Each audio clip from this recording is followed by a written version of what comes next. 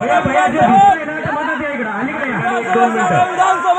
ठिकाणी आपल्या जालना जिल्ह्यातील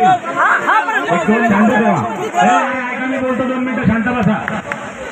आपल्या घनसावंगी मतदारसंघाचे आमदार हिकमतदादा उडान यांनी या उपोषण मंडपाला पहिल्यांदा भेट देऊन आपली संवेदनशीलता दाखवली।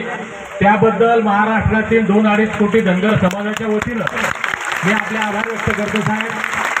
आपल्यासारख्या लोकप्रतिनिधी समाजाच्या वेदना, समाजाचे दुःख जाणून आपण सर्वात पहिल्यांदा या ठिकाणी आलात। आमची फक्त एक छोटीशी विनंती आहे, आपण ते बोलून दाखवले, याच्यात आता काही वाद नाही राहिला।